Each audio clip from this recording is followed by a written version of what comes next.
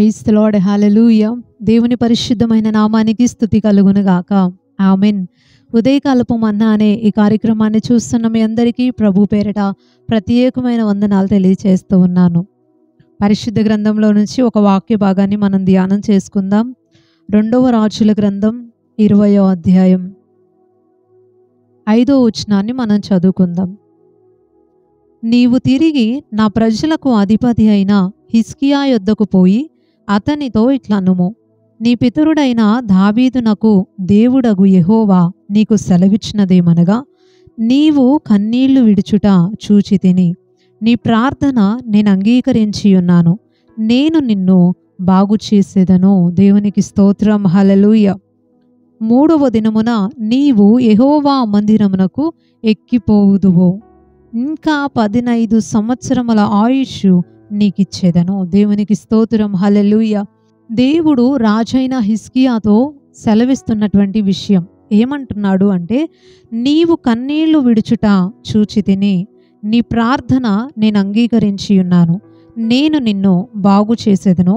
3వ దినమున నీవు యెహోవా మందిరమునకు ఎక్కిపోవుదువు, ఇంకా 15 సంవత్సరముల ఆయుష్ నీకిచ్చేదను. దేవునికి స్తోత్రం, హల్లెలూయా. హిజ్కియా రాజుగా ఉండి మనం చదువుకున్న వాక్య ప్రకారం కన్నీళ్లు పెడుతున్నాడు అనే మాట మనకి కనబడుతుంది. ప్రార్థన చేస్తున్నాడు అనే మాట మనకి కనిపిస్తుంది. నేను నిన్ను బాగు చేస్తాను, నీకు ఇంకా ఆయుష్ పెంచుతున్నాను అని దేవుడు చెప్పినటువంటి మాటలు మనకి కనిపిస్తున్నాయి. అసలు ఇంతకీ ఇక్కడ ఏం జరిగింది అంటే, హిజ్కియా అనబడినటువంటి ఈ వ్యక్తి చాలా చిన్న వయసులో రాజు అయ్యాడు. 25 సంవత్సరాల వయసులోనే రాజుగా ఉండి తాను పరిపాలన చేస్తూ ఉన్నాడు. అయితే కొంత సమయం గడిచిన తర్వాత ఈ హిజ్కియా అనేటటువంటి రాజుకి మరణకరమైనటువంటి వ్యాధి కలిగింది. ఒక రోగం వచ్చింది. కొద్ది రోజుల్లో ఆయన చనిపోబోతున్నాడు. ఆ విషయాన్ని దేవుడు యెషయా ప్రవక్త ద్వారా హిజ్కియా దగ్గరికి పంపించాడు. ఒకరోజు యెషయా ప్రవక్త వచ్చాడు, హిజ్కియాతో చెప్తున్నాడు, హిజ్కియా, కొద్ది రోజుల్లో నువ్వు మరణమైపోతున్నావు, చనిపోబోతున్నావు, బ్రతకవు, కాబట్టి నీవు నీ ఇంటిని చక్కబెట్టుకో అని ఒక్క మాట చెప్పేసి దైవజనుడైనటువంటి యెషయా వెనక్కి తిరిగి వెళ్ళిపోతా ఉన్నాడు. ఆ టైంలో హిజ్కియా రాజు ఏం చేశాడు అంటే, ఈ మాట వినినటువంటి వెంటనే, దైవజనుడు చెప్పి వెళ్ళిపోయిన వెంటనే రాజు ముఖాన్ని గోడ తట్టు తిప్పుకొని కన్నీళ్లతో దేవుని దగ్గర ప్రార్థన చేశాడట. ఆ ప్రార్థన విన్నటువంటి దేవుడు ఎంత కార్యం చేశాడు అంటే, వెళ్ళిపోయినటువంటి దైవజనుడు ఇంకా ఆ యొక్క రాజగృహంలో నుంచి బయటికి కంప్లీట్గా వెళ్ళక ముందే, నడిమిశాలలో ఉండగానే, అంటే మధ్యలో ఉండగానే దేవుడు వెంటనే తిరిగి దైవజనుడితో మాట్లాడుతున్నాడు. యెషయా, నువ్వు వెంటనే తిరిగి నా ప్రజలకు అధిపతిగా ఉన్నటువంటి, రాజుగా ఉన్నటువంటి హిజ్కియా దగ్గరికి వెళ్ళి నేను చెప్తున్నటువంటి ఈ మాటలు అతనితో చెప్పు అనగానే యెషయా వచ్చి హిజ్కియాతో చెప్పారు, నీవు కన్నీళ్లు విడవటం ఆయన చూశాడట అని. దేవునికి స్తోత్రం, హల్లెలూయా. రాజు కన్నీళ్లు విడవటం దేవుడు చూశాడట. అతడు చేసినటువంటి ప్రార్థనని దేవుడు అంగీకరించాడట. దేవుడు ఎంతగా అంగీకరించాడు అనంటే, నేను నిన్ను బాగు చేస్తాను, నీకు స్వస్థతనిస్తాను, నువ్వు 3వ రోజున మందిరంలోకి వెళ్తావు, అంత ఓపికని నేను నీకు ఇస్తాను, 15 సంవత్సరాలు ఇంకా నువ్వు బ్రతుకుతావు, నీ ఆయుష్ను నేను పెంచుతున్నాను అని దేవుడు చెప్పాడు. వచ్చినటువంటి దైవజనుడు, చెప్పినటువంటి దైవజనుడు తిరిగి ఇట్లా మధ్యలోకే వెళ్ళిపోయాడు. ఇంకా గృహంలో నుంచి బయటికి కూడా వెళ్ళలేదు, మధ్యలోనే ఉన్నాడు. ఆ కొద్ది సమయంలో అతను చేసినటువంటి ప్రార్థన, పెట్టినటువంటి కన్నీరు దేవుడు చూశాడట. ఆ ప్రార్థనని దేవుడు విన్నాడట. మనం ఆరాధించేటటువంటి దేవుడు ఎంత గొప్ప దేవుడు అనంటే, ఆయన తన బిడ్డలు చేసేటటువంటి ప్రార్థనని వింటాడు. వారు పెట్టేటటువంటి కన్నీరుని ఆయన చూస్తాడు. కన్నీటితో చేసే ప్రార్థన చాలా శక్తివంతమైనది. ఈ రోజుల్లో క్రైస్తవులు వారి జీవితాలలో కార్యాలను ఎందుకు చూడలేకపోతున్నారు అంటే, ప్రభువుని నమ్ముకొని 10 ఏళ్ళయింది, 20 ఏళ్ళయింది, 25 సంవత్సరాలు అయింది అని చెప్పి చెప్తున్నారు. కానీ దానికి తగినటువంటి ఆశీర్వాదం వాళ్ళకి ఇంకా ఎందుకు లేదు?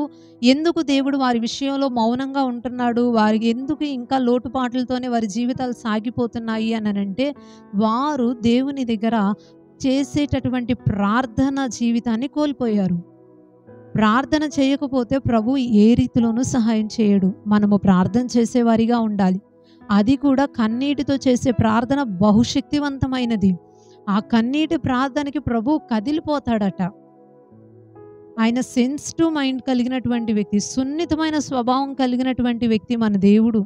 కన్నీటికి కరిగిపోతాడు. మనం కన్నీటితో చేసేటటువంటి ప్రార్థనని దేవుడు ఆలకిస్తాడు. హిజ్కియా కన్నీరును చూశాడు. అతను చేసిన ప్రార్థనని దేవుడు విన్నాడు. వెంటనే దేవుడు కార్యాల్ని చేసేశాడు. ఆయుష్ను పెంచేశాడు. చనిపోయే వ్యక్తి ఇంకా 15 సంవత్సరాలు బ్రతుకుతాడు అని దేవుడు ఆయుష్ను పెంచేసి అతనితో చెప్పించాడు.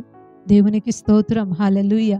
ఈ ఉదయకాల సమయం ఈ మాటలు వింటున్న ప్రియ సహోదరి సహోదరుడా, మీ జీవితంలో ఏదన్నా ఇబ్బందికరమైన పరిస్థితి ఉందా? మరణకరమైన రోగంతో బాధపడుతూ ఉన్నారా? కుటుంబ సమస్యలతో బాధపడుతున్నారా? మానని మానసిక పరమైనటువంటి రోగాలతో, బలహీనతలతో, వ్యాధితో కృంగిపోతూ ఉన్నారా? నిద్రలేని రాత్రులు గడుపుతూ ఉన్నారా? ఎవరికి చెప్పుకోవాలో తెలియక లోపల కుమిలిపోతూ ఉన్నారా? అయితే ఈ ఉదయకాల సమయం దేవుని వాక్యాన్ని ఆధారంగా చేసుకొని ఒక మంచి విషయాన్ని మీకు నేను తెలియచేయాలనుకుంటున్నాను. హిజ్కియా జీవితంలో బ్రతకటం అనేది అసాధ్యం. తనకు ఆల్రెడీ చనిపోయే జబ్బు చేసింది. కొద్ది రోజుల్లో చనిపోతున్న విషయం డిక్లేర్ అయిపోయింది ఆల్రెడీ. కానీ దేవుడు తనని బ్రతికించాడు. 15 సంవత్సరాల ఆయుష్ని దేవుడు ఇచ్చాడు. మన జీవితంలో కూడా జరగదు, అవ్వదు, ఇక నేను ఇంతే, నా పరిస్థితి ఇంతే, ఇంకా మారదు, నా భర్త మారడు, నా బిడ్డలు అంతే చేయి దాటిపోయారు అని ఏదైతే ఇక జరగదు, అవ్వదు అనుకుంటూ మనం ఆలోచిస్తూ అసాధ్యంగా భావిస్తున్నామో దానిని సాధ్యపరచడానికి దేవుడు సమర్థుడు. కార్యాలు చేస్తాడు ఆయన. వెంటనే అద్భుతాలని చేయటానికి ఆయన శక్తి కలిగినటువంటి దేవుడు. ఈరోజు పిల్లలు పుట్టరని డాక్టర్లు చెప్పుండొచ్చు. ఇక నీ జీవితం అయిపోయింది, నీకు ఇంత పెద్ద బలహీనత రోగం కలిగింది కాబట్టి ఇంకా నీ చాప్టర్ క్లోజ్ అయిపోయింది, నువ్వు తొందరలో చనిపోబోతున్నావు అని డాక్టర్స్ చెప్పుండొచ్చు. మనుషులందరూ మనల్ని చేయి చేసి ఉండొచ్చు. ఒంటరిగా మనం మిగిలిపోయి ఉండొచ్చు. ఎవరు ఉన్నా సరే ఏమీ చేయలేనటువంటి ఇబ్బందికరమైన క్లిష్టతరమైనటువంటి పరిస్థితుల్లోనికి మనం వెళ్ళిపోయి ఉండొచ్చు. బయటికి రాలేనటువంటి కోర్టు కేసుల్లో మనం బంధించబడిపోయి ఉండొచ్చు. ఏదైనా అయి ఉండొచ్చు. ఇంకా అవదమ్మా, ఇక అంతే, ఇక వాళ్ళ లైఫ్ అంతే అని భావించేంతగా మన జీవితాలు మారిపోయి ఉండొచ్చు. అయితే మన దేవుడు, మనం ఆరాధించే ప్రభు అయిన యేసుక్రీస్తు వారు అన్నిటి నుంచి విడిపించటానికి, అసాధ్యమైన ఈ కార్యాలని సాధ్యపరచటానికి ఆయన సమర్థుడు. ఎన్నెన్నో గొప్ప కార్యాలని దేవుడు చేస్తాడు. మరణిస్తున్నటువంటి హిజ్కియా లాంటి వ్యక్తిని దేవుడు బ్రతికించాడు. ఎంతోమంది ఈరోజు మా మందిరంలో విశ్వాసుల జీవితాలలో చనిపోతారు అని డాక్టర్స్ చెప్తే బ్రతికినటువంటి వ్యక్తులు ఉన్నారు. ఈ రోజుకి కూడా సంవత్సరాల తరబడి ఆయుష్తో ఇంకా జీవిస్తూ ఉన్నటువంటి వ్యక్తులు ఉన్నారు. దేవుడు కార్యాలు చేయగలడు. అది ఏదైనా సరే వాటి నుంచి విడిపించగలడు. హిజ్కియా విషయంలో దేవుడు చేశాడు, ఆయుష్ను పెంచేశాడు. ఒకరి వ్యక్తి యొక్క ఆయుష్ పెరగాలి అన్నా, ఎక్కువ కాలం బ్రతకాలి అన్నది ఎవరి చేతుల్లో ఉంటుందంటే మనుషులంగా మన చేతుల్లో ఉండదు, దేవుని చేతుల్లో ఉంటుంది. అందుకే సామెతల గ్రంథంలో ఒక మాట నాకు జ్ఞాపకం వస్తుంది. నా వలన నీకు దీర్ఘాయువు కలుగుతుంది, నీవు జీవించే సంవత్సరాలు అధికమైతే అని దేవుడు చెప్పాడు. ఒక వ్యక్తి ఎక్కువ కాలం బ్రతకాలి అంటే అది దేవుని వల్ల జరగాలి. ఎక్కువ సంవత్సరాలు ఉండాలి అంటే అది దేవుని వల్ల జరగాలి.